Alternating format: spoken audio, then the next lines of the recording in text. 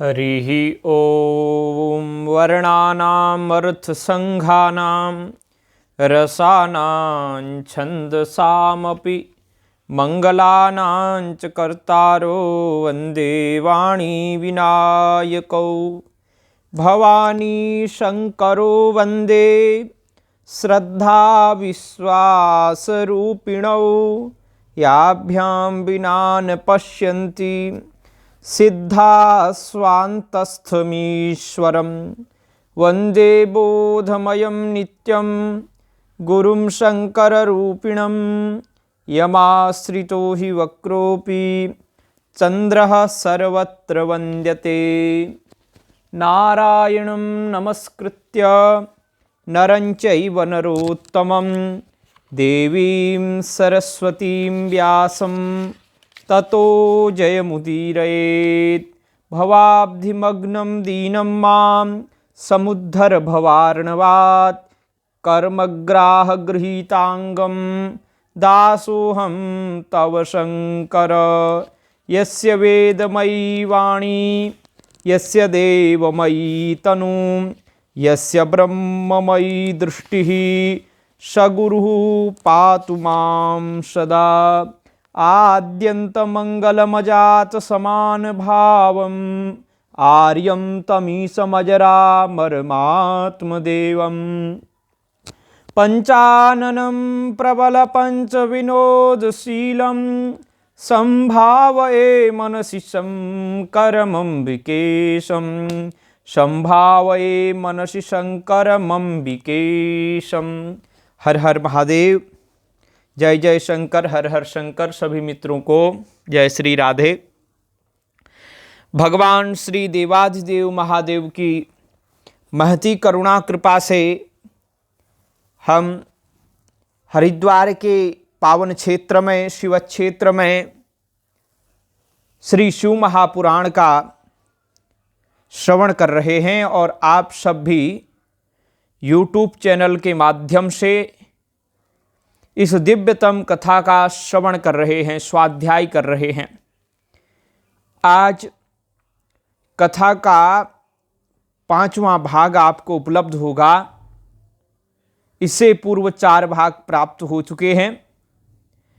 आज भगवान की विशेष विद्वेश्वर संहिता में जो कथा है उसमें भी आज का जो प्रसंग है वो बहुत ज़्यादा महत्वपूर्ण है। इसमें पार्थिव पूजा की महिमा है। जो पार्थिव शिवलिंग होता है उसका विधान बताया जाएगा और पार्थिव शिवलिंग सभी लिंगों में श्रेष्ठ माना गया है। गृहस्थ को तो पार्थिव शिवलिंग का पूजन ही करना चाहिए, ये सबसे श्रेष्ठ माना गया।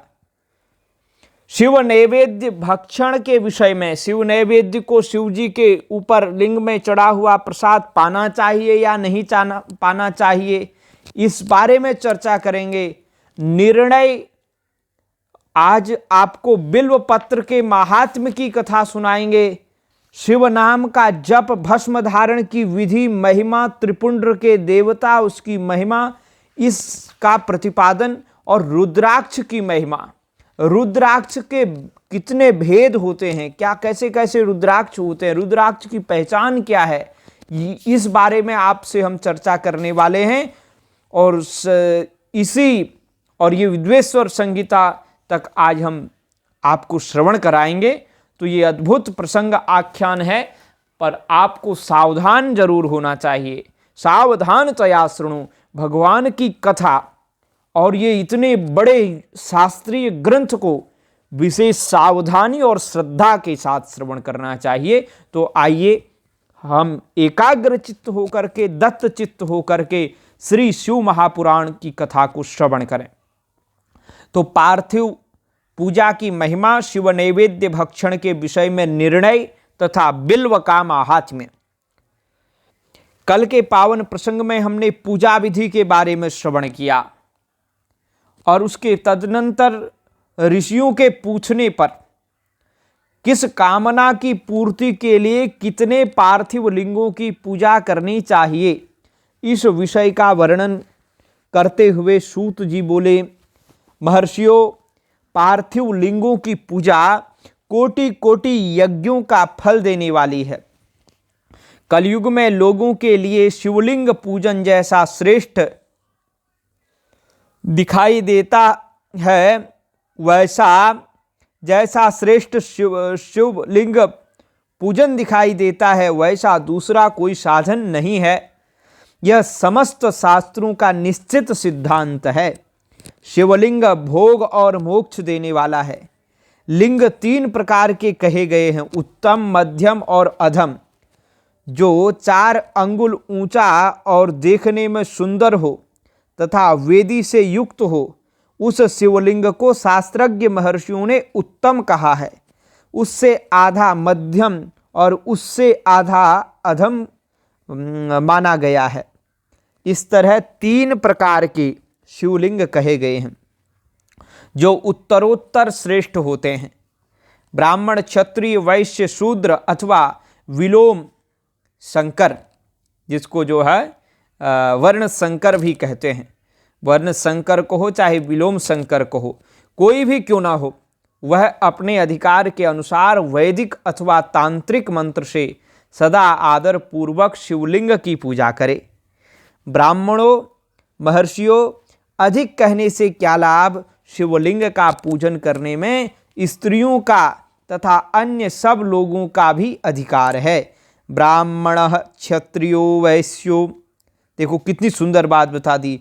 ब्राह्मण, क्षत्रियो, वैश्य, शूद्रो वा प्रतिलोमजः पूजयेत् सततं लिंगम तत्तन्मंत्रेण सादरम किं बहुक्तेन मुनयः स्त्रीणामपि तथान्यतः अधिकारोस्ति सर्वेषां शिवलिंगार्चने द्विजाः। तो सबका अधिकार है। द्विजों के लिए वैदिक पद्धति से ही शिवलिंग की पूजा करना श्रेष्ठ है, परंतु अन्य लोगों के लिए वैदिक मार्ग से पूजा करने की सम्मति नहीं है। वेदज्ञ द्विजों को वैदिक मार्ग से ही पूजन करना चाहिए, अन्य मार्ग से नहीं। यह भगवान शिव का कथन है। दधीचि और गौतम आदि के शाप से जिनका चित्त दग्ध हो गया है, उन द्विजों की वैदिक कर्म में श्रद्धा नहीं होती। जो मनुष्य वेदों तथा स्मृतियों में कहे हुए सत्कर्मों की अवहेलना करके दूसरे कर्म को करने लगता है, उसका मनोरथ कभी सफल नहीं होता। यो वैदिक मनावृत्य कर्म स्मार्तमथापि वा अन्यत् समाचरेन् मर्त्यो न संकल्प फलम लभेत। इस प्रकार विधि पूर्वक भगवान शंकर का नैवेद्यांत पूजन करके उनकी त्रिभुवनमयी 8 मूर्तियों का भी वही पूजन करे। पृथ्वी, जल, अग्नि, वायु, आकाश, सूर्य, चंद्रमा तथा यजमान, ये भगवान शंकर की 8 मूर्तियां कही गई हैं। इन मूर्तियों के साथ सर्व, भव, रुद्र, उग्र, भीम, ईश्वर, महादेव तथा पशुपति, इन नामों की भी अर्चना करे। तदनंतर चंदन, अक्षत और बिल्व पत्र लेकर वह ईशान आदि के क्रम से भगवान शिव के परिवार का उत्तम भक्ति भाव से पूजन करे। ईशान, नंदी, चंड, महाकाल, भृंगी, वृष, स्कंध, कपर्दीश्वर, सोम तथा शुक्र, ये 10 शिव के परिवार हैं।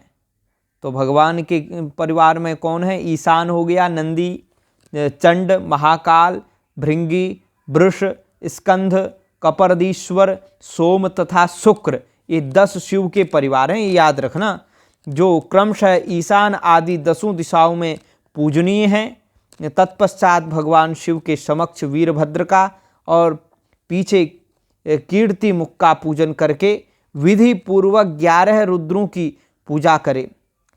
इसके बाद पंचाक्षर मंत्र का जप करके शतरुद्रीय स्तोत्र का, नाना प्रकार की स्तुतियों का तथा शिव पंचांग का पाठ करें।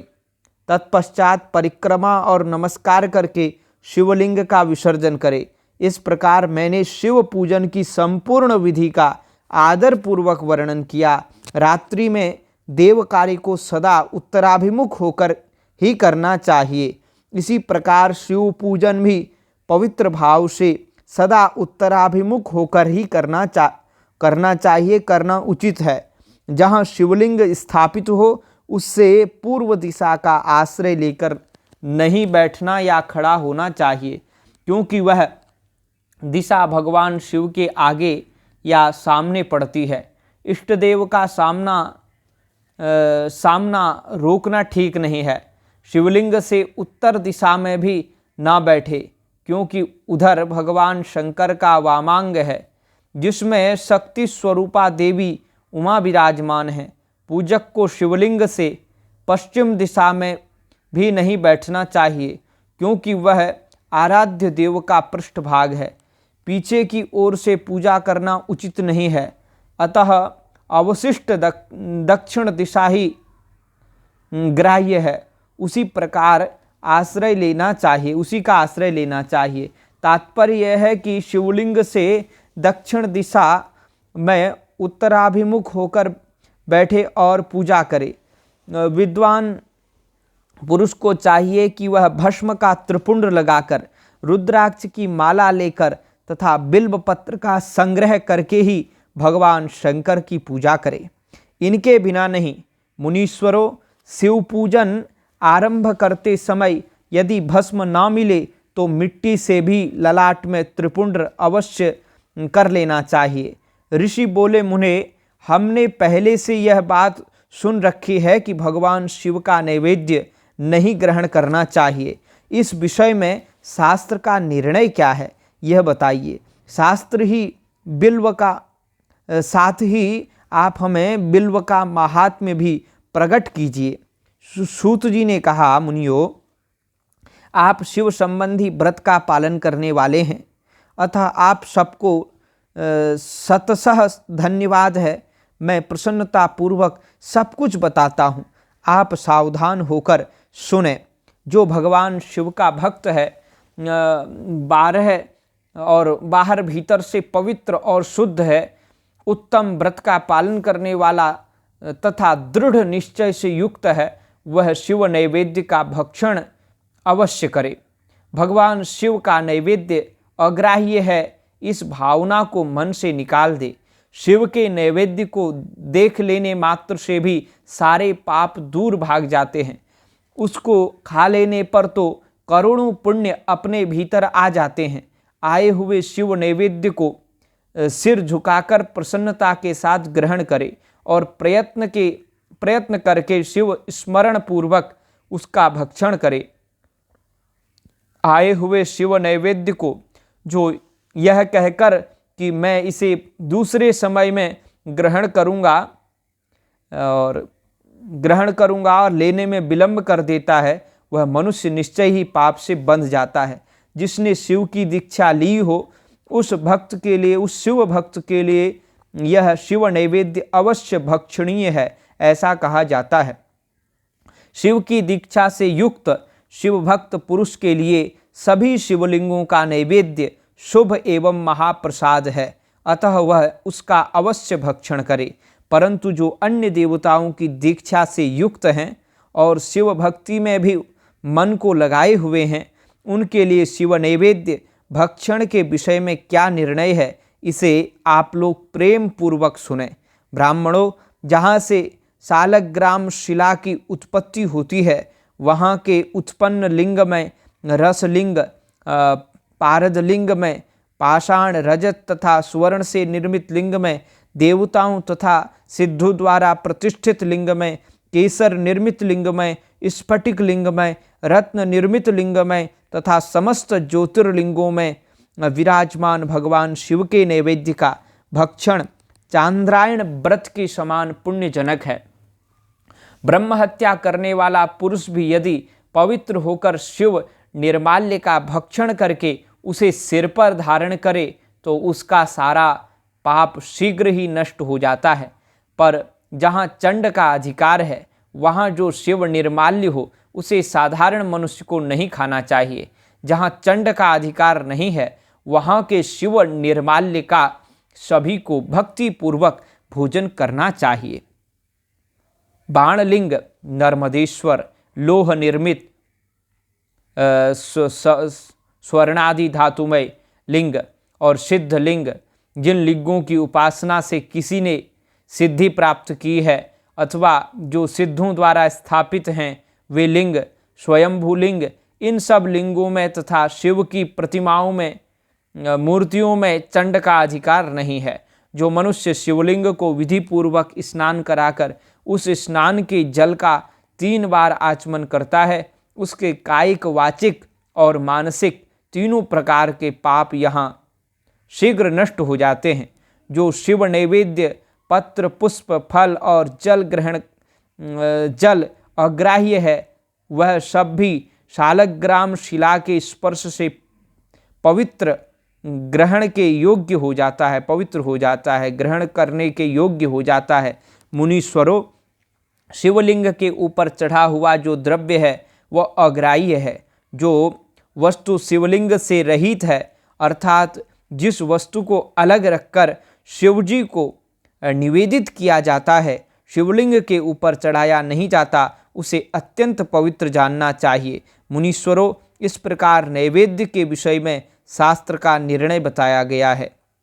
तो इसमें विशेष बात यह है कि जो शिव दीक्षा लिए हुए हैं, शिव जी के परम भक्त हैं, उनको तो निश्चित रूप से हर लिंग में चढ़ा हुआ पदार्थ पा ही लेना चाहिए। लेकिन जो शिव दीक्षा से शिव जी के इष्ट नहीं हैं, शिव जी को इष्ट नहीं मानते हैं, दूसरी जगह से मंत्र दीक्षा लिए हुए हैं और भगवान शिव में भी प्रेम रखते हैं, भक्ति रखते हैं, तो वो लोग जो है यहाँ पे जो इंगित लिंगों को चुना गया, जैसे पाषाण, रजत और सुवर्ण आदि निर्मित और भी लिंग जो है स्फटिक आदि और स्वयं प्रतिष्ठित, स्वयंभू और साथ ही सिद्धों के द्वारा पूजित, देवताओं द्वारा पूजित, और जैसे हमारे 12 ज्योतिर्लिंग हैं, इन लिंगों का प्रसाद तो सभी पा सकते हैं। तो हे मुनीश्वरों, इस प्रकार नैवेद्य के विषय में शास्त्र का निर्णय बताया गया है। अब तुम लोग सावधान हो, आदर पूर्वक बिल्व का महात्म्य सुनो। यह बिल्व वृक्ष महादेव जी का ही स्वरूप है, महादेव जी का ही रूप है। देवताओं ने भी इसकी स्तुति की है। फिर जिस किसी तरह से इसकी महिमा कैसे जानी जा सकती है, तीनों लोकों में जितने पुण्य तीर्थ पवित्र हैं, प्रसिद्ध हैं, वे संपूर्ण तीर्थ बिल्व के मूल भाग में निवास करते हैं। जो पुण्यात्मा मनुष्य बिल्व के मूल में लिंग स्वरूप अविनाशी महादेव जी का पूजन करता है, वह निश्चय ही शिवपद को प्राप्त होता है। जो बिल्व की जड़ के पास जल से अपने मस्तक को सींचता है, वह संपूर्ण तीर्थों में स्नान का फल पा लेता है और वही इस भूतल पर पावन माना जाता है। इस बिल्व की जड़ के परम उत्तम थाले को जल से भरा हुआ देखकर महादेव जी पूर्णतया संतुष्ट होते हैं। जो मनुष्य गंध, पुष्प आदि से बिल्व के मूल भाग का पूजन करता है, वह शिवलोक को पाता है और इस लोक में भी उसकी सुख संतति बढ़ती है।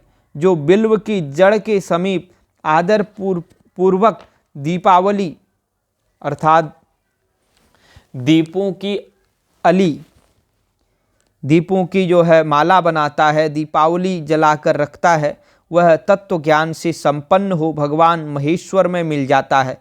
जो बिल्व की शाखा थामकर हाथ से उसके नए नए पल्लव उतारता है और उनसे उस बिल्व की पूजा करता है, वह सब पापों से मुक्त हो जाता है। जो बिल्व की जड़ के समीप भगवान शिव में अनुराग रखने वाले एक भक्त को भी भक्ति पूर्वक भोजन कराता है, उसे कोटि गुना पुण्य प्राप्त होता है। जो बिल्व की जड़ के पास शिव भक्त को खीर और घृत से युक्त अन्न देता है, वह कभी दरिद्र नहीं होता। ब्राह्मणों, इस प्रकार मैंने सांगोपांग शिवलिंग पूजन का वर्णन किया। यह प्रवृत्ति मार्गी तथा निवृत्ति मार्गी पूजकों के भेद से 2 प्रकार का होता है। प्रवृत्ति मार्गी लोगों के लिए पीठ पूजा इस भूतल पर संपूर्ण अभिष्ट वस्तुओं को देने वाली होती है। प्रवृत्त पुरुष सुपात्र गुरु आदि के द्वारा ही सारी पूजा संपन्न करे और अभिषेक के अंत में अगहनी के चावल से बना हुआ नैवेद्य निवेदन करे। पूजा के अंत में शिवलिंग को शुद्ध संपुट में विराजमान करके घर के भीतर कहीं अलग रख दे। निवृत्ति मार्गी, वैराग्य का मार्ग मतलब मोक्ष मार्ग का जो पथिक है, निवृत्ति मार्गी उपासकों के लिए हाथ पर ही शिव पूजन का विधान है। उन्हें भिक्षा आदि से प्राप्त हुए अपने भोजन को ही नैवेद्य रूप में निवेदित कर देना चाहिए। निवृत्त पुरुषों के लिए सूक्ष्म लिंग ही श्रेष्ठ बताया जाता है। वे विभूति से पूजन करें और विभूति को ही नैवेद्य रूप से निवेदित भी करें। पूजा करके उस लिंग को सदा अपने मस्तक पर धारण करें।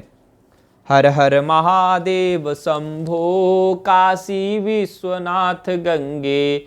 हर हर महादेव शंभो काशी विश्वनाथ गंगे। काशी विश्वनाथ गंगे, काशी अमरनाथ गंगे। हर हर महादेव शंभो काशी विश्वनाथ गंगे। शिव नाम जप तथा भस्म धारण की महिमा, त्रिपुंड्र के देवता और स्थान आदि का प्रतिपादन।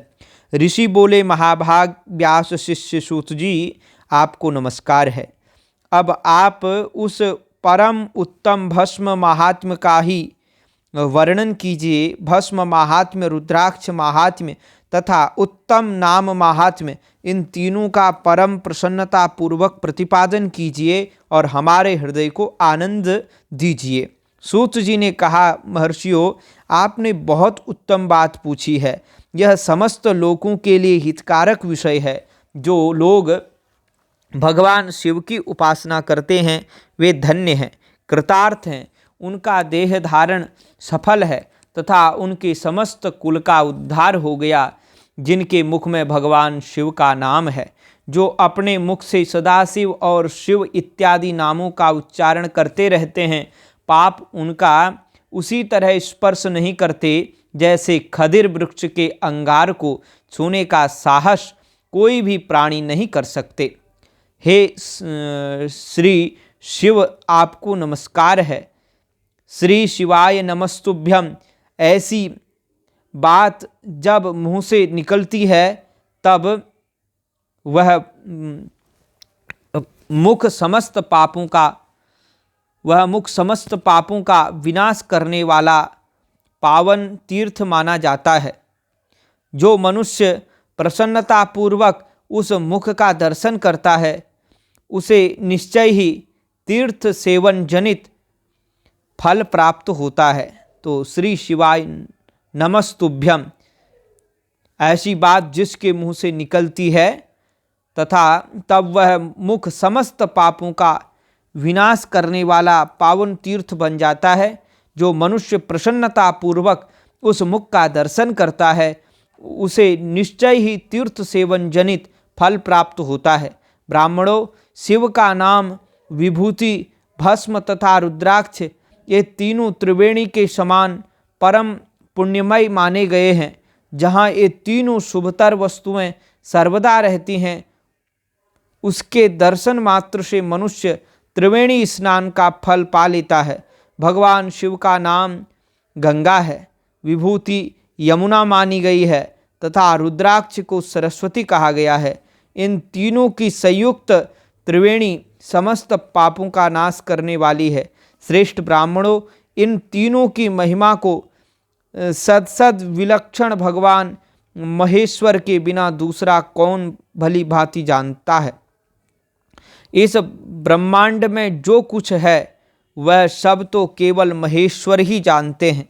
विप्रगण, मैं अपनी श्रद्धा भक्ति के अनुसार संक्षेप से भगवान नामों की महिमा का कुछ वर्णन करता हूँ।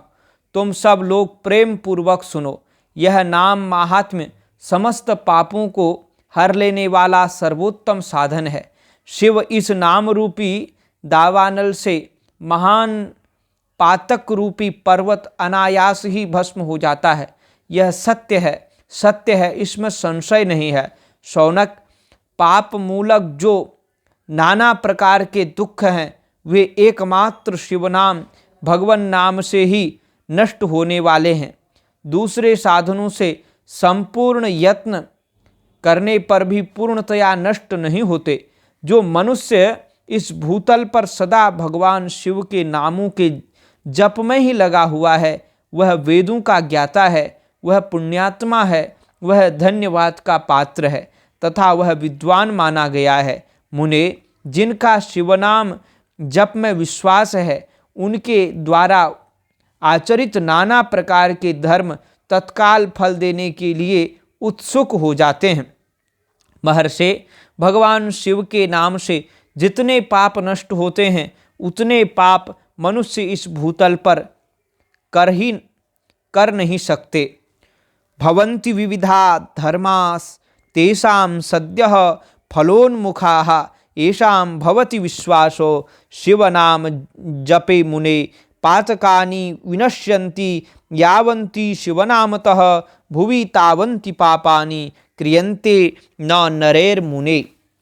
जो शिवनाम रूपी नौका पर आरूढ़ हो संसार रूपी समुद्र को पार करते हैं, उनके जन्म मरण रूप संसार के मूलभूत वे सारे पाप निश्चय ही नष्ट हो जाते हैं। महामुने, संसार के मूलभूत पातक रूपी पादपों का शिव नाम रूपी कुठार से निश्चय ही नाश हो जाता है। जो पाप रूपी दावानल से पीड़ित हैं, उन्हें शिवनाम रूपी अमृत का पान करना चाहिए। पापों के दावानल से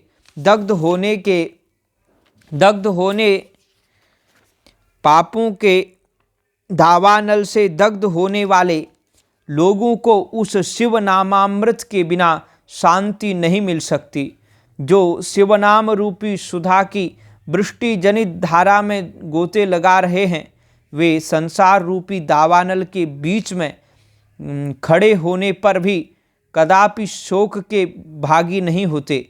जिन महात्माओं के मन में शिवनाम के प्रति बड़ी भारी भक्ति है, ऐसे लोगों की सहसा और सर्वथा मुक्ति होती है।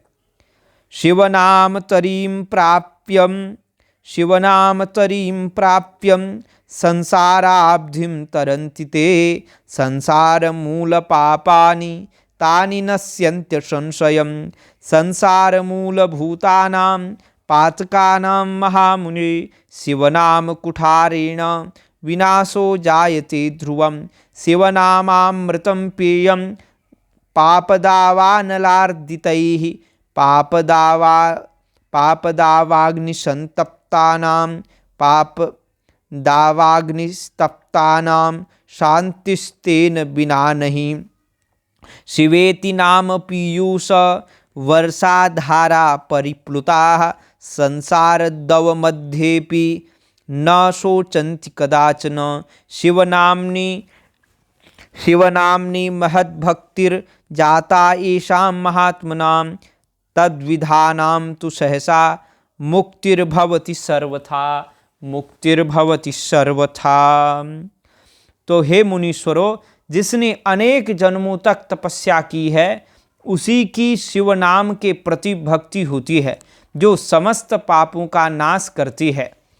जिसके मन में भगवान शिव के नाम के प्रति कभी खंडित न होने वाली असाधारण भक्ति प्रकट हुई है, उसी के लिए मोक्ष सुलभ है।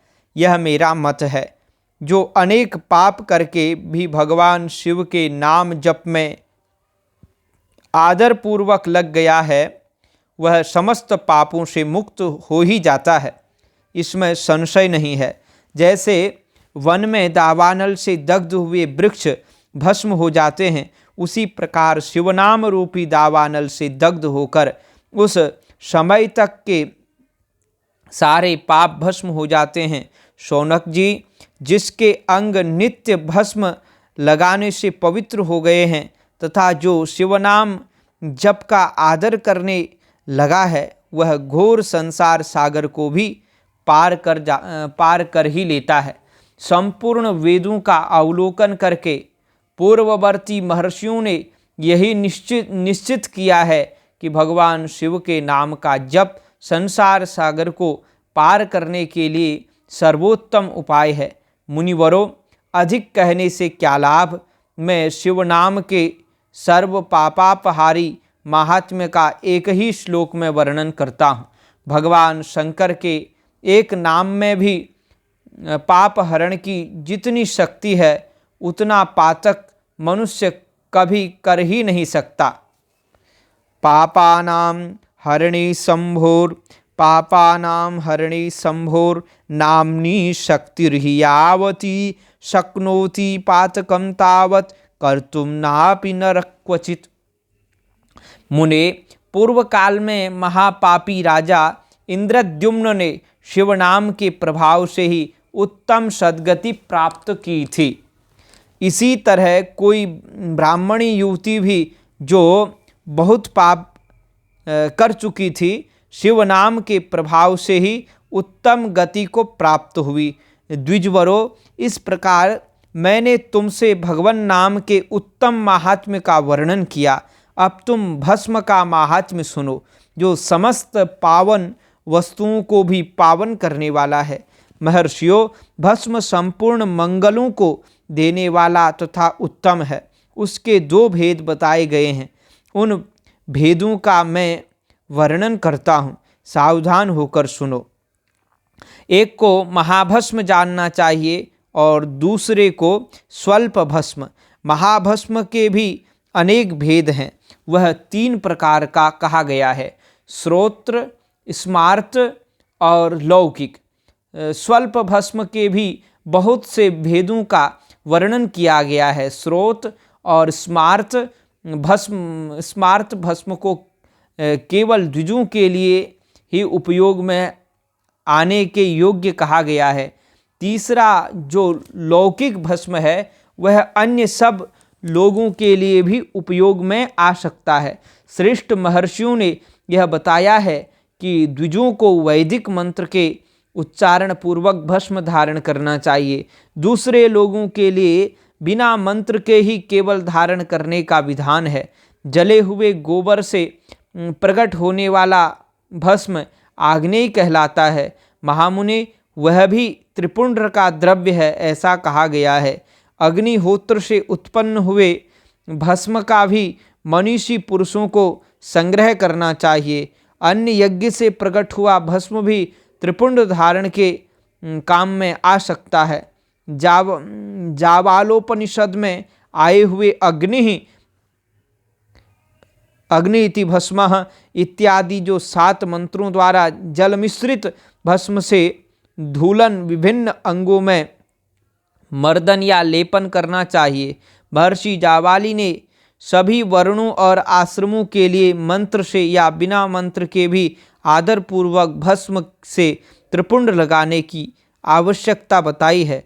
समस्त अंगों में सजल भस्म को मलना अथवा विभिन्न अंगों में तिरछा त्रिपुंड लगाना, इन कार्यों को मोक्षार्थी पुरुष प्रमाद से भी न छोड़े, ऐसा श्रुति का आदेश है। भगवान शिव और विष्णु ने भी तिर्यक त्रिपुंड धारण किया है। अन्य देवियों सहित भगवती उमा और लक्ष्मी देवी ने भी वाणी द्वारा इसकी प्रशंसा की है। ब्राह्मणों, क्षत्रियों, वैश्यों और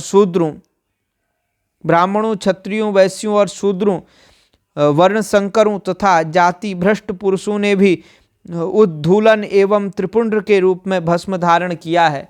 इसके पश्चात भस्म धारण तथा त्रिपुंड की महिमा एवं विधि बताकर सूत जी ने फिर कहा, महर्षियों, इस प्रकार मैंने संक्षेप से त्रिपुंड का महात्म्य बताया। यह समस्त प्राणियों के लिए गोपनीय रहस्य है, अतः तुम्हें भी इसे गुप्त ही रखना चाहिए। मुनिवरों, ललाट आदि सभी निर्दिष्ट स्थानों में जो भस्म से 3 तिरछी रेखाएं बनाई जाती हैं, उन्हीं को विद्वानों ने त्रिपुंड कहा है। भौहों के मध्य भाग से लेकर जहाँ तक भौहों का अंत है, उतना बड़ा त्रिपुंड ललाट में धारण करना चाहिए। मध्यमा और अनामिका अंगुली से 2 रेखाएं करके बीच में अंगुष्ठ करके और बीच में अंगुष्ठ द्वारा प्रतिलोम भाव से की गई रेखा त्रिपुंड्र कहलाती है। तो फिर उस जो है पीछे से कर दे तो उसको त्रिपुंड्र कहते हैं। अथवा बीच की 3 अंगुलियों से भस्म लेकर यत्नपूर्वक भक्ति भाव से ललाट में त्रिपुंड धारण करे। त्रिपुंड अत्यंत उत्तम तथा भोग और मोक्ष को देने वाला है। त्रिपुंड की 3 रेखाओं में से प्रत्येक के 9 देवता हैं जो सभी अंगों में स्थित हैं। मैं उनका परिचय देता हूँ, सावधान होकर के सुनो। मुनिवरों, प्रणव का प्रथम अक्षर अकार, गार्हपत्य अग्नि, पृथ्वी धर्म रजोगुण ऋग्वेद, क्रियाशक्ति प्रातः सवन तथा महादेव, ये त्रिपुंड की प्रथम रेखा के 9 देवता हैं। यह बात शिव दीक्षायण पुरुषों को अच्छी तरह समझ लेनी चाहिए। प्रणव का दूसरा अक्षर उकार दक्षिणाग्नि, आकाश, सत्वगुण, यजुर्वेद, मध्यदिनसवन, इच्छाशक्ति, अंतरात्मा तथा महेश्वर, ये दूसरी रेखा के 9 देवता हैं। प्रणव का तीसरा अक्षर मकार, आवहनीय अग्नि, परमात्मा, तमोगुण, द्युलोक, ज्ञान शक्ति, सामदेव, सामवेद, तृतीय सवन तथा शिव, ये तीसरी रेखा के 9 देवता हैं। इस प्रकार स्थान देवताओं को उत्तम भक्ति भाव से नित्य नमस्कार करके स्नान आदि से शुद्ध हुआ पुरुष यदि त्रिपुंड धारण करे तो भोग और मोक्ष को भी प्राप्त कर लेता है। मुनीश्वरों, ये संपूर्ण अंगों में स्थान देवता बताए गए हैं। अब उनके संबंधी स्थान बताता हूँ, भक्ति पूर्वक सुनो। 32, 16, 8 अथवा 5 स्थानों में त्रिपुंड का न्यास करे। मस्तक, ललाट, दोनों कान, दोनों नेत्र और दोनों नासिका, मुख, कंठ, दोनों हाथों, दोनों कोहनी, दोनों कलाई, हृदय, दोनों पार्श्वभाग, नाभि, दोनों अंडकोश, दोनों उरु, दोनों गुल्फ, दोनों घुटने, दोनों पिंडली और दोनों पैर, ये 36 स्थान हैं जिनमें क्रमशः अग्नि, जल, पृथ्वी, वायु, 10 दिक् प्रदेश, 10 दिक्पाल तथा 8 वसुओं का निवास है। धर, ध्रुव, सोम, आप, अनिल, अनल, प्रत्यूष और प्रभास, ये 8 वसु कहे गए हैं। इन सब का नाम मात्र लेकर इनके स्थानों में विद्वान पुरुष त्रिपुंड धारण करे अथवा एकाग्र चित्त हो 16 स्थानों में ही त्रिपुंड धारण करे। मस्तक, ललाट, कंठ, दोनों कंधों, दोनों भुजाओं, दोनों कोहनियों तथा दोनों कलाइयों में, हृदय में, नाभि में, दोनों पलसियों में तथा पृष्ठभाग में त्रिपुंड लगाकर वहाँ दोनों अश्विनी कुमारों का, शिव, शक्ति, रुद्र, ईश तथा नारद का और वामा आदि 9 शक्तियों का पूजन करे। ये सब मिलकर 16 देवता हैं। अश्विनी कुमार 2 कहे गए हैं, नासत्य और दस्र अथवा मस्तक, केश, दोनों कान, मुख, दोनों भुजा, हृदय, नाभि, दोनों उरु, दोनों जानु, दोनों पैर और पृष्ठभाग, इन 16 स्थानों में 16 त्रिपुंड का न्यास करे।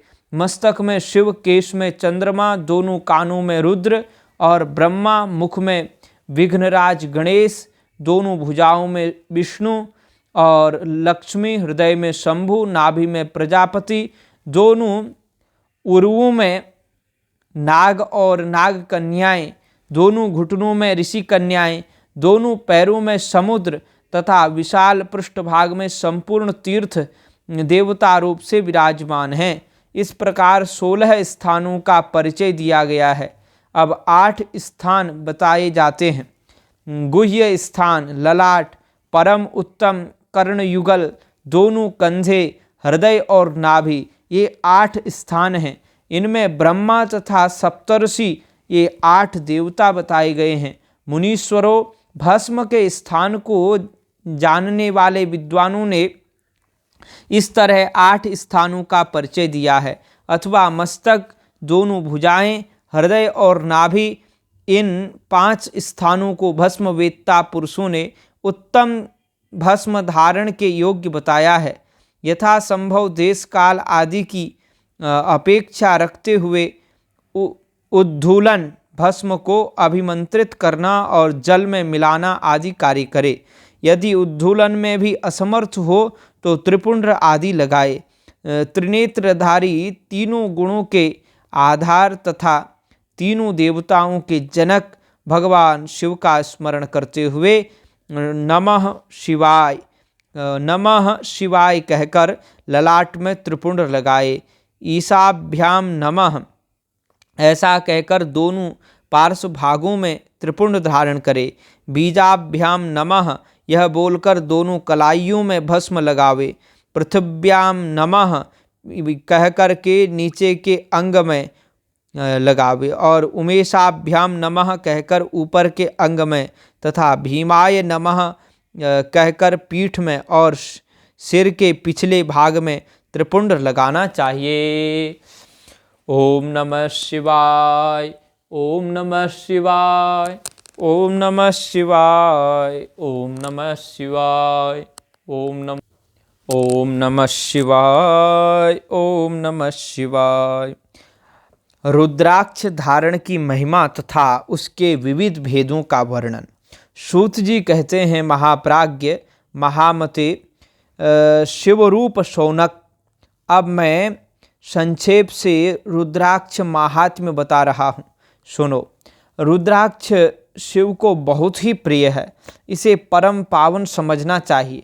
रुद्राक्ष के दर्शन से, स्पर्श से तथा उस पर जप करने से वह समस्त पापों का अपहरण करने वाला माना गया है। मुने, पूर्व काल में परमात्मा शिव ने समस्त लोगों का उपकार करने के लिए देवी पार्वती के सामने रुद्राक्ष की महिमा का वर्णन किया था। भगवान शिव बोले, महेश्वरी शिवे, मैं तुम्हारे प्रेमवश भक्तों के हित की कामना से रुद्राक्ष की महिमा का वर्णन करता हूँ। सुनो महेशानी, पूर्व काल की बात है, मैं मन को संयम में रखकर हजारों दिव्य वर्षों तक घोर तपस्या में लगा रहा। एक दिन सहसा मेरा मन क्षुब्ध हो उठा। परमेश्वरी, मैं संपूर्ण लोकों का उपकार करने वाला स्वतंत्र परमेश्वर हूँ, अतः उस समय मैंने लीलावश ही अपने दोनों नेत्र खोले। खोलते ही मेरे मनोहर नेत्र पुटों से कुछ जल की बूंदें गिरी। आंसू की उन बूंदों से वहाँ रुद्राक्ष नामक वृक्ष पैदा हो गया। भक्तों पर अनुग्रह करने के लिए वे अश्रु बिंदु स्थावर भाव को प्राप्त हो गए। वे रुद्राक्ष मैंने विष्णु भक्त को तथा चारों वर्णों के लोगों को बांट दिए। इस भूतल पर अपने प्रिय रुद्राक्ष को मैंने गौड़ देश में उत्पन्न किया। मथुरा, अयोध्या, लंका, मलयाचल, सह्यगिरी, काशी तथा अन्य देशों में भी उनके अंकुर उगाए। वे उत्तम रुद्राक्ष असह्य पाप समूहों का भेदन करने वाले तथा श्रुतियों के भी प्रेरक हैं। मेरी आज्ञा से वे ब्राह्मण, क्षत्रिय, वैश्य और शूद्र जाति के भेद से इस भूतल पर प्रकट हुए। रुद्राक्षों की ही जाति के शुभाक्ष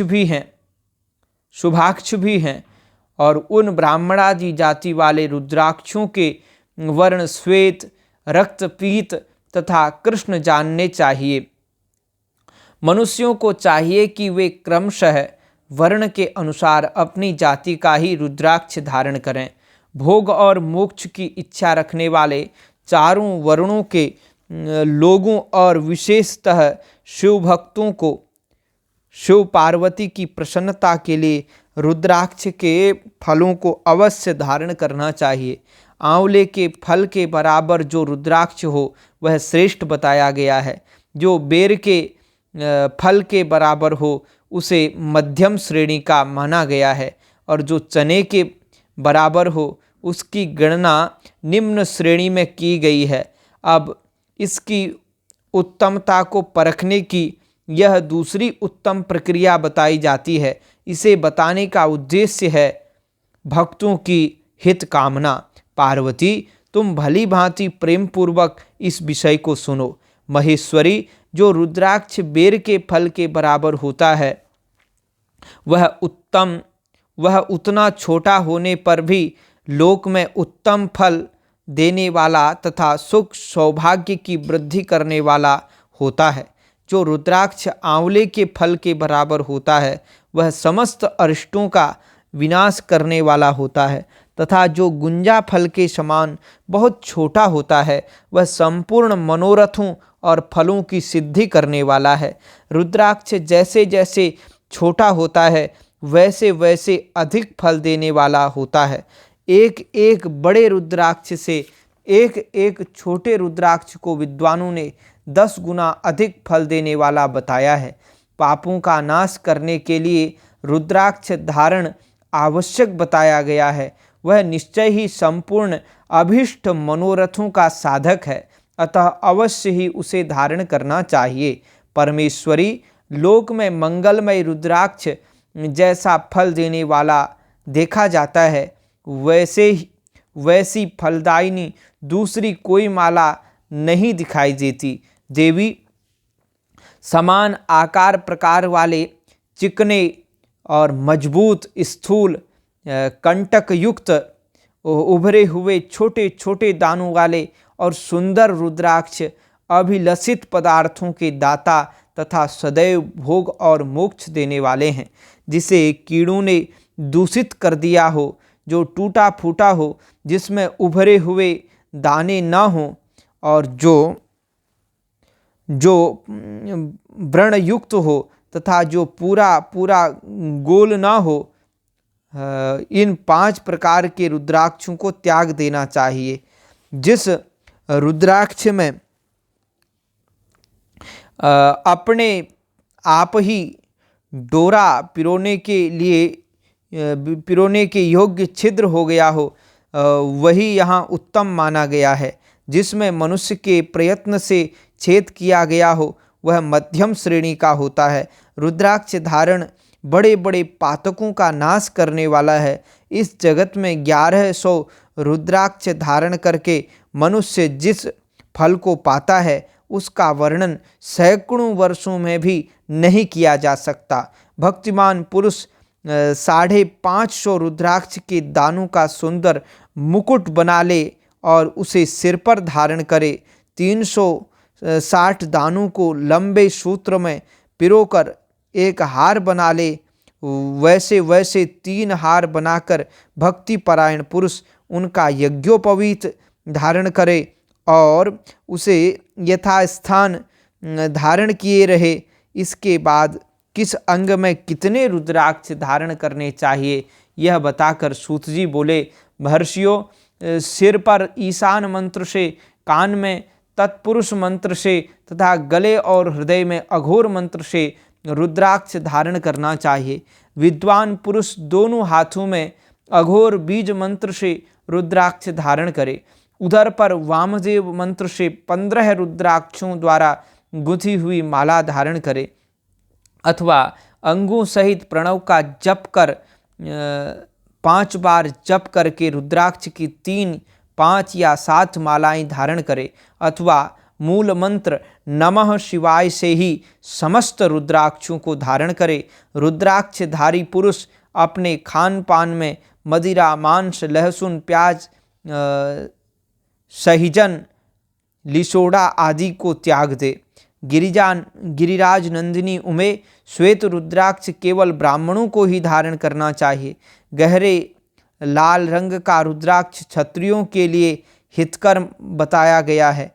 वैश्यों के लिए प्रतिदिन बारंबार पीले रुद्राक्ष को धारण करना आवश्यक है और शूद्रों को काले रंग का रुद्राक्ष धारण करना चाहिए।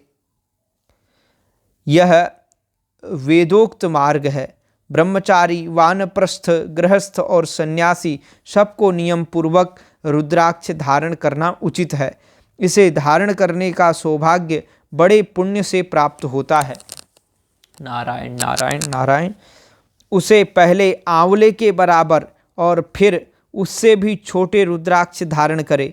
जो रोगी हों, जिनमें दाने न हों, जिन्हें कीड़ों ने खा लिया हो, जिनमें पिरोने योग्य छेद न हो, ऐसे रुद्राक्ष मंगलाकांक्षी पुरुषों को नहीं धारण करने चाहिए। रुद्राक्ष मेरा मंगलमय लिंग विग्रह है। वह अंततो गत्वा चने के बराबर लघुतर होता है। सूक्ष्म रुद्राक्ष को ही सदा प्रशस्त माना गया है। सभी आश्रमों, समस्त वर्णों, स्त्रियों और शूद्रों को भी भगवान शिव की आज्ञा के अनुसार सदैव रुद्राक्ष धारण करने चाहिए। रुद्राक्ष धारण करना चाहिए।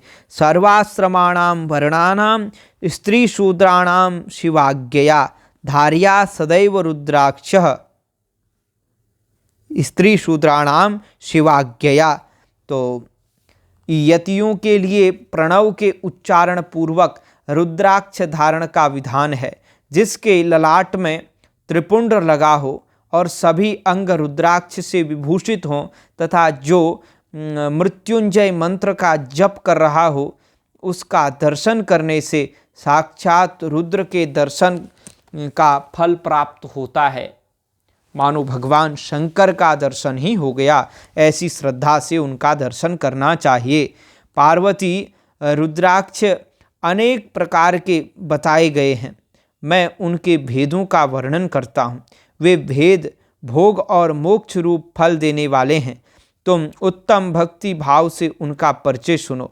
एक मुख वाला रुद्राक्ष साक्षात शिव का स्वरूप है और वह भोग और मोक्ष रूपी फल प्रदान करता है।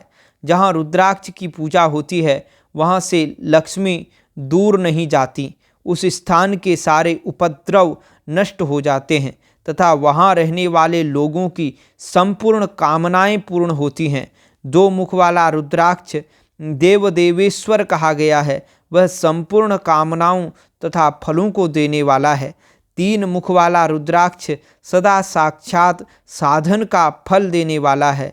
उसके प्रभाव से सारी विद्याएं प्रतिष्ठित होती हैं।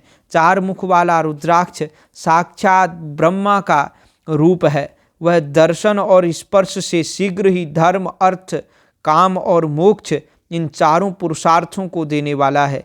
पांच मुख वाला रुद्राक्ष साक्षात कालाग्नि रुद्र रूप है। वह सब कुछ करने में समर्थ है। सबको मुक्ति देने वाला तथा संपूर्ण मनोवांछित फल प्रदान करने वाला है। हर हर महादेव शंभो काशी विश्वनाथ गंगे। हर हर महादेव शंभो काशी विश्वनाथ गंगे। पंचमुख रुद्राक्ष समस्त पापों को दूर कर देता है। छह मुखों वाला रुद्राक्ष कार्तिकेय का स्वरूप है। यदि दाहिनी बाह में उसे धारण किया जाए तो उसको धारण करने वाला मनुष्य ब्रह्म हत्या आदि पापों से मुक्त हो जाता है। इसमें संशय नहीं है। महेश्वरी सात मुख वाला रुद्राक्ष अनंग स्वरूप और अनंग नाम से ही प्रसिद्ध है। देवीसी उसको धारण करने से दरिद्र भी ऐश्वर्यशाली हो जाता है। आठ मुख वाला रुद्राक्ष अष्टमूर्ति भैरव रूप है।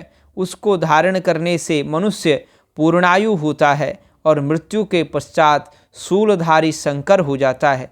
नौ मुख वाले रुद्राक्ष को भैरव तथा कपिल मुनि का प्रतीक माना गया है अथवा नौ रूप धारण करने वाली महेश्वरी दुर्गा उसकी अधिष्ठात्री देवी मानी गई हैं। जो मनुष्य भक्ति परायण हो अपने बाएं हाथ में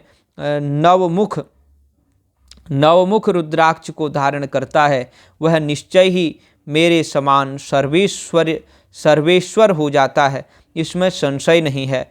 महेश्वरी 10 मुख वाला रुद्राक्ष साक्षात भगवान विष्णु का रूप है। देवेशी उसको धारण करने से मनुष्य की संपूर्ण कामनाएं पूर्ण हो जाती हैं। महेश्वरी परमेश्वरी 11 मुख वाला जो रुद्राक्ष है वह रुद्र रूप है। उसको धारण करने से मनुष्य सर्वत्र विजयी होता है। 12 मुख वाले रुद्राक्ष को केश प्रदेश में धारण करे। उसके धारण करने से मानो मस्तक पर 12 आदित्य विराजमान हो जाते हैं। तो यहाँ पे बड़ी सुंदर सुंदर रुद्राक्ष की जो महिमा बताई गई है, इसमें 5 मुख वाले रुद्राक्ष को तो कालाग्नि रुद्र रूप है ऐसा माना गया है। वह सब कुछ करने में समर्थ है, सबको मुक्ति देने वाला तथा संपूर्ण मनोवांछित फल प्रदान करने वाला है। पंचमुख रुद्राक्ष समस्त पापों को दूर कर देता है। तो ये पंचमुख वाला मैंने पुनः क्यों दोहराया, क्योंकि इसको हमने भी धारण किया है ना, तो ये इसकी भी विशेष महिमा है। और उसके पश्चात हमने बता दिया कि 12 मुख वाले रुद्राक्ष को केश प्रदेश में धारण करे और उसके धारण करने से मानो मस्तक पर 12 आदित्य विराजमान हो जाते हों। 13 मुख वाला रुद्राक्ष विश्व देवों का स्वरूप है। उसको धारण करके मनुष्य संपूर्ण अभिष्टों को पाता तथा सौभाग्य और मंगल लाभ करता है। 14 मुख वाला जो रुद्राक्ष है वह परम शिवरूप है। उसे भक्ति पूर्वक मस्तक पर धारण करे, इससे समस्त पापों का नाश हो जाता है। गिरिराज कुमारी इस प्रकार मुखों के भेद से रुद्राक्ष के 14 भेद बताए गए हैं। अब तुम क्रमशः उन रुद्राक्षों के धारण करने के मंत्रों को प्रसन्नता पूर्वक सुनो। ओम ह्रीं नमः, ओम नमः, ओम क्लीं नमः, ओम ह्रीं नमः, ओम ह्रीं नमः, ओम ह्रीं हूं नमः, ओम हूं नमः, ओम हूं नमः, ओम ह्रीं ह्रूं नमः, ओम ह्रीं नमः, ओम ह्रीं हूं नमः, ओम क्रों क्षौं ह्रौं नमः, ओम ह्रीं नमः, ओम नमः। तो इन 14 मंत्रों द्वारा क्रमशः 1 से लेकर 14 मुख वाले रुद्राक्ष को धारण करने का विधान है। साधक को चाहिए कि वह निद्रा और आलस्य का त्याग करके श्रद्धा भक्ति से संपन्न हो। संपूर्ण मनोरथों की सिद्धि के लिए उक्त मंत्रों द्वारा उन रुद्राक्षों को धारण करे। रुद्राक्ष की माला धारण करने वाले पुरुष को देखकर भूत प्रेत पिशाच डाकनी शाकनी तथा जो अन्य रौद्रकारी राक्षस आदि हैं वे सब के सब दूर भाग जाते हैं। जो कृत्रिम अभिचार आदि प्रयुक्त होते हैं वे सब रुद्राक्षधारी को देखकर सशंक हो दूर खिसक जाते हैं। पार्वती रुद्राक्ष मालाधारी पुरुष को देखकर मैं शिव भगवान विष्णु देवी दुर्गा गणेश तथा सूर्य तथा अन्य देवता भी प्रसन्न हो जाते हैं। महेश्वरी इस प्रकार रुद्राक्ष की महिमा को जानकर धर्म की वृद्धि के लिए भक्ति पूर्वक शास्त्रोक्त और पूर्वोक्त मंत्रों द्वारा विधिवत उसे धारण करना चाहिए। मुनीश्वरों, भगवान शिव ने देवी पार्वती के सामने जो कुछ कहा था वह सब तुम्हारे प्रश्न के अनुसार मैंने कह सुनाया। मुनीश्वरों, मैंने तुम्हारे समक्ष इस विद्येश्वर संहिता का वर्णन किया है। यह संहिता संपूर्ण सिद्धियों को देने वाली तथा भगवान शिव की आज्ञा से नित्य मोक्ष प्रदान करने वाली है। इस संहिता में 25 अध्याय हैं। तो यहाँ पर विद्येश्वर संहिता संपूर्ण होती है। अब आगे जो कथा आपको सुनाई जाएगी, वो रुद्र संहिता से वो कथा सुनाई जाएगी। बोलो हर हर महादेव, हर हर महादेव। सौराष्ट्र देशे विशते तीरं मे ज्योतिर्मयं चन्द्रकलावतंसं भक्तिप्रदानाय कृपावतीर्णं तं सोमनाथं शरणं प्रपद्ये।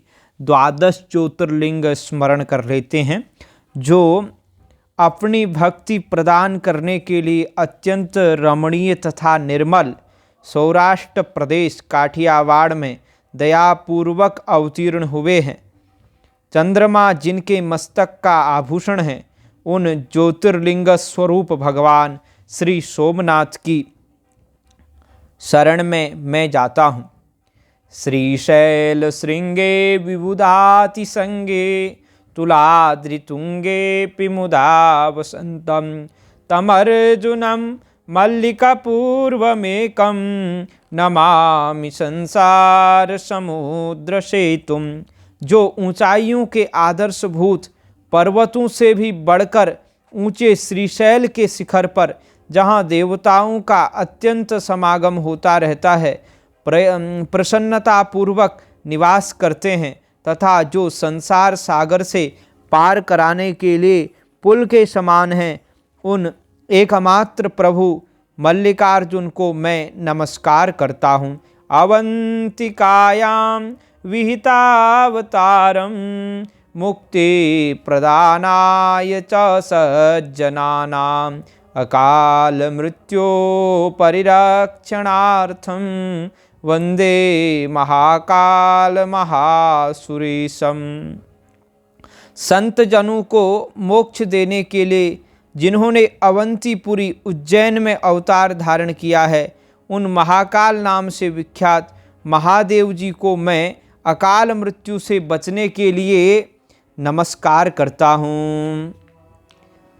कावेरिका नर्मदयो पवित्रे समागमे सज्जन तारणाय सदैव मान्धा त्रिपुरे वसंतम ओंकारमीशं शिवमेकमीढे।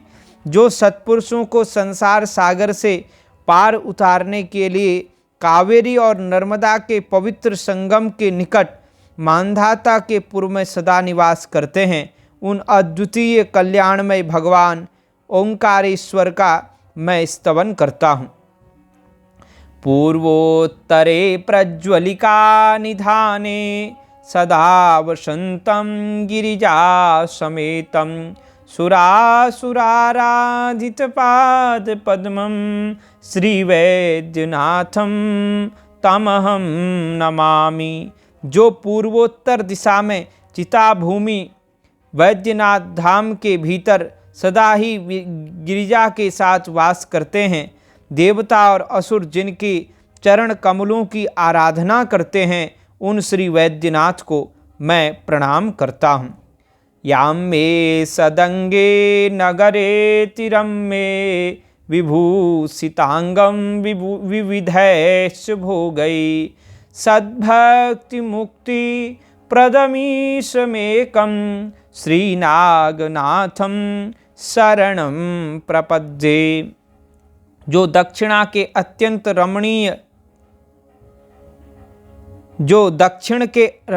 रमणीय सदंग नगर में विविध भोगों से संपन्न होकर सुंदर आभूषणों से भूषित हो रहे हैं, जो एकमात्र सद्भक्ति और मुक्ति को देने वाले हैं, उन प्रभु श्री नागनाथ की मैं शरण में जाता हूँ।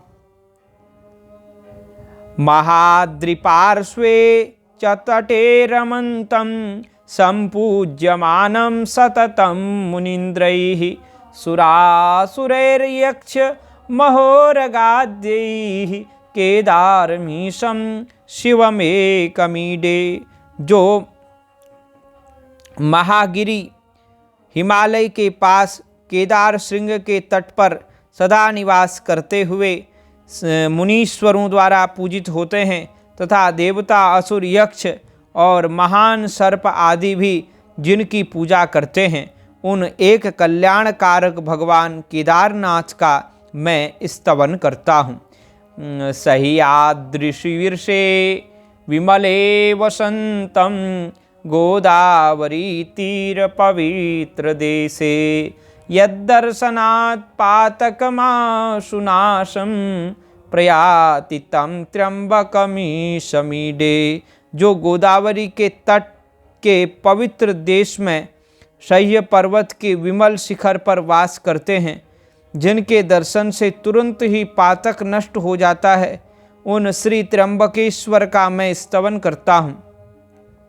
सुताम्रपर्णी जलराशि योगे निबध्य सेतुं विशिखैरशंखैः श्रीरामचन्द्रेण समर्पितं तं रामेश्वराख्यं नियतं नमामि।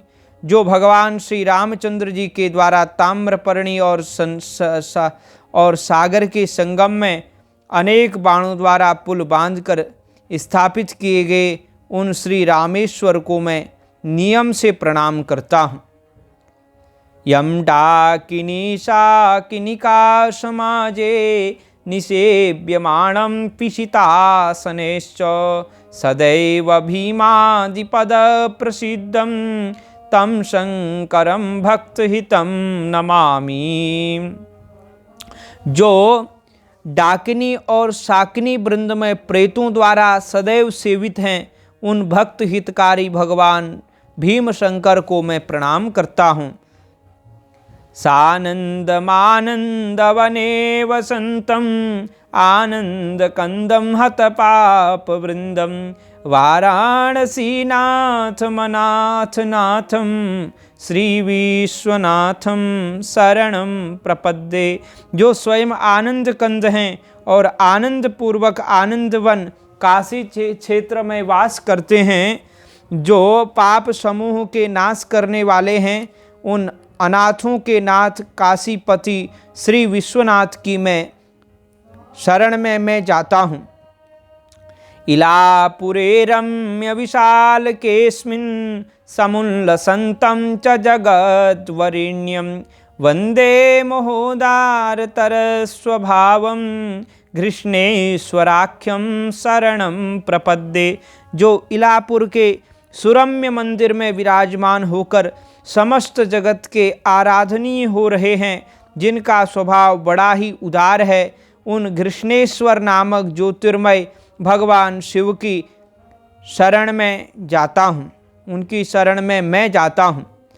ज्योतिर्मय द्वादश लिंगकानां शिवात्मनां प्रोक्तमिदं क्रमेण स्तोत्रं पठित्वा मनोज्योति भक्त्या फलं तदालोक्य निजं भजेच्च। यदि मनुष्य क्रमशः कहे गए इन द्वादश ज्योतिर्मय शिवलिंगों के स्तोत्र का भक्ति पूर्वक पाठ करे, तो इनके दर्शन से होने वाला फल प्राप्त कर सकता है। हर हर महादेव शंभो काशी विश्वनाथ गंगे, काशी विश्वनाथ गंगे, काशी अमरनाथ गंगे। देवी सुरेश्वरी भगवती गंगे, त्रिभुवन तारिणी तरल तरंगे, शंकर मौली विहारिणी विमले, मम मतिरास्तां तव पद कमले। हे देवी गंगे, तुम देवगण की ईश्वरी हो। हे भगवती, तुम त्रिभुवन को तारने वाली विमल और तलल तरंगमयी तथा शंकर के मस्तक पर विहार करने वाली हो। हे मातः, तुम्हारे चरण कमलों में मेरी मति लगी रहे। भागीरथी सुखदायिनी मातस् तव मही तव जल महिमा निगमे ख्यातः, नाहं जाने तव महिमानं पाहि कृपामयी माम ज्ञानम्। हे भगीरथी, तुम सब प्राणियों को सुख देती हो। हे माता, हे भागीरथी माता, वेद शास्त्र में तुम्हारे जल का माहात्म्य वर्णित है। मैं तुम्हारी महिमा कुछ नहीं जानता। हे दयामयी, मुझ अज्ञानी की रक्षा करो। हरिपद पाद्य तरंगिणी गंगे, हिम विधु मुक्ता धवल तरंगे, दूरी कुरु मम दुष्कृति भारम, कुरु कृपया भव सागर पारम। हे गंगे, तुम श्री हरि के चरणों की चरणोदकमयी नदी हो। हे देवी, तुम्हारी तरंगें हिम, चंद्रमा और मोती की भांति श्वेत हैं। तुम मेरे पापों का भार दूर करो और कृपा करके मुझे भव सागर के पार उतारो। तव जलममलम, तव जलममलम, येन निपीतं परम पदम खलु तेन गृहीतं। मातर्गंगे त्वय्यो भक्तः, किल तं द्रष्टुं नायम शक्तः। हे देवी, जिसने तुम्हारा जल पी लिया, अवश्य ही उसने परम पद पा लिया। हे माता गंगे, जो तुम्हारी भक्ति करता है उसको यमराज नहीं देख सकता, अर्थात तुम्हारे भक्तगण यमपुरी में न जाकर बैकुंठ में जाते हैं। पतितोद्धारिणी जाह्नवी गंगे, खंडित गिरिवर मंडित भंगे, भीष्म जननी हे मुनिवर कन्ये, पतित निवारणी त्रिभुवन धन्ये।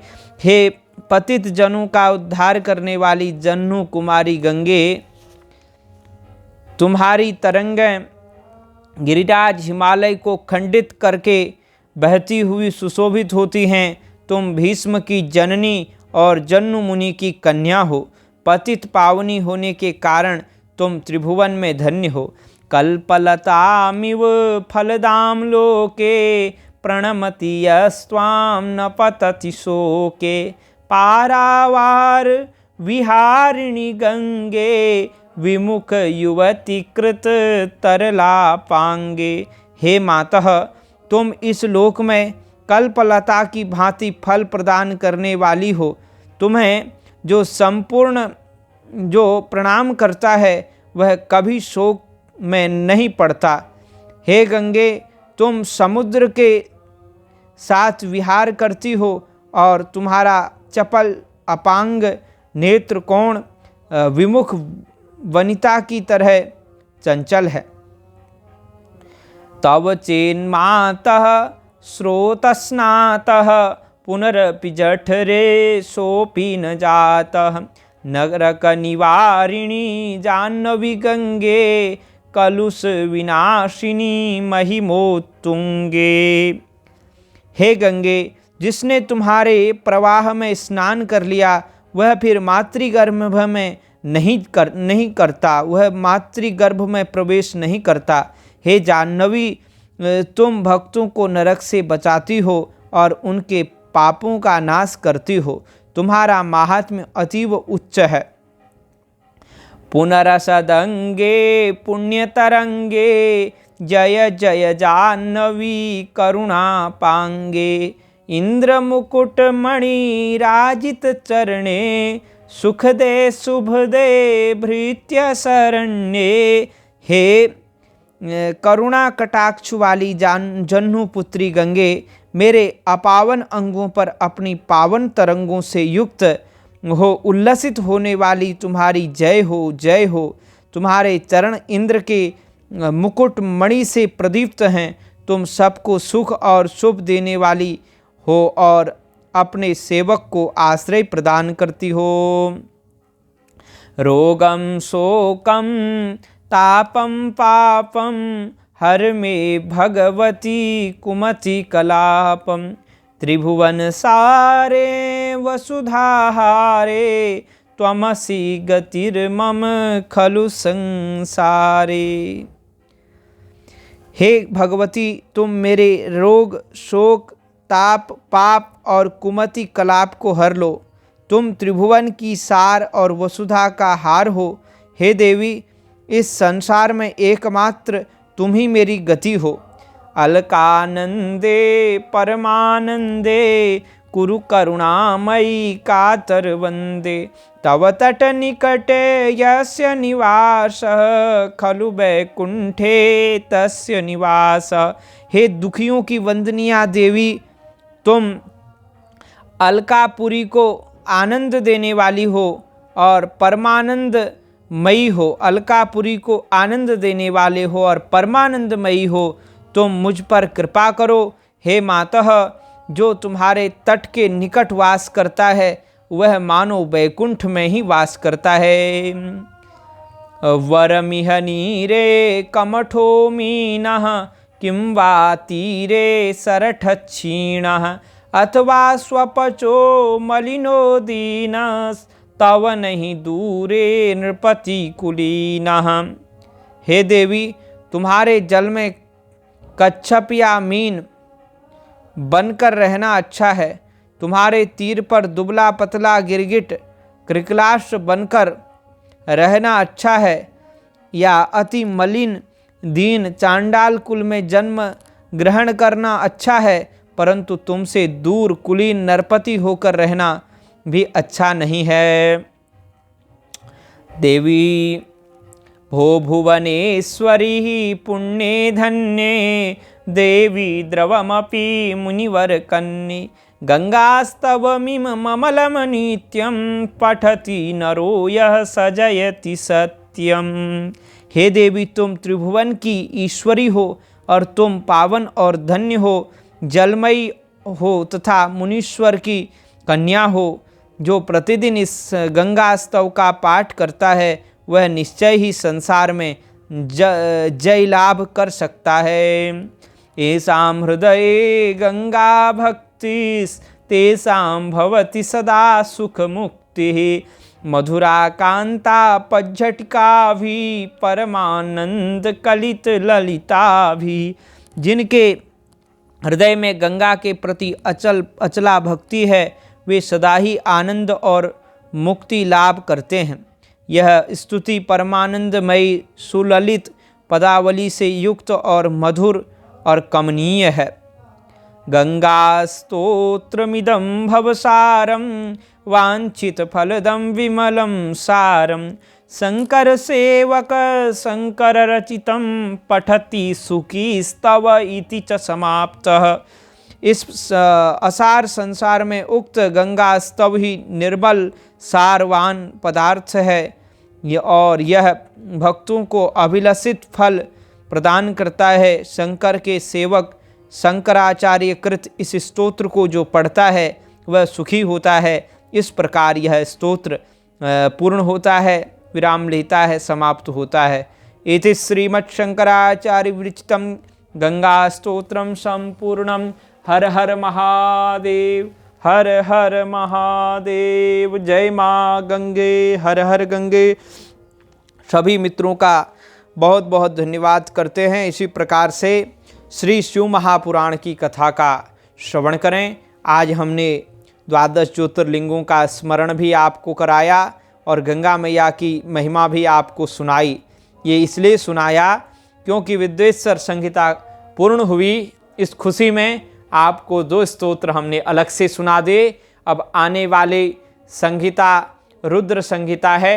रुद्र संहिता में सती खंड प्रारंभ होगा, जिसमें नारद जी का चरित्र आएगा, सती जी का चरित्र आएगा, महादेव जी के विवाह आदि का वर्णन होगा और दक्ष यज्ञ आदि का भी वर्णन किया जाएगा। बहुत सुंदर कथाएं, बहुत प्रेरणादायी कथाएं, बहुत जीवन को उज्जवल और उच्चतम भक्तिमय बनाने वाली दिव्यतम कथाएं शिव महापुराण की आपको अब प्राप्त होंगी। और विद्वेश्वर संहिता भी बहुत सुंदर, बहुत अच्छे अच्छे नियम, कैसे जीना चाहिए, कैसे भगवान की भक्ति करनी चाहिए, भगवान भोलेनाथ कैसे प्रसन्न होंगे, कैसे उनका आनंद हमको प्राप्त होगा, कैसे उनकी कृपा होगी, इन सब का आधार लेकर के यह संहिता प्रारंभ हुई थी। और आप सब लोग वीडियो को लाइक करें, हर हर महादेव कमेंट में ज़रूर लिखें। आज का दिन अत्यंत शुभ है क्योंकि आज विद्वेश्वर संहिता पूर्ण हुई। अब आगे आने वाली बहुत बड़ी, सबसे बड़ी जो संहिता है वो संहिता है आने वाली रुद्र संहिता। इसमें 5 खंड हैं।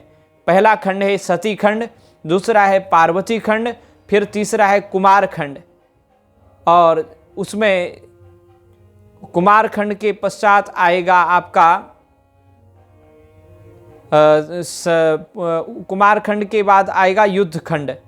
तो इस प्रकार से एक तो सती खंड हुआ, एक पार्वती खंड हुआ, और एक हुआ कुमार खंड, और एक हुआ युद्ध खंड, और एक हुआ एक कौन सा खंड है भाई? हर हर महादेव शंभो काशी विश्वनाथ गंगे, हर हर महादेव शंभो काशी विश्वनाथ गंगे, हर हर महादेव शंभो काशी विश्वनाथ गंगे। देखो, अच्छा, प्रथम तो सृष्टि खंड प्रारंभ होगा। प्रथम खंड जो है रुद्र संहिता में प्रथम सृष्टि खंड है। हम प्रथम खंड को ही भूल गए थे।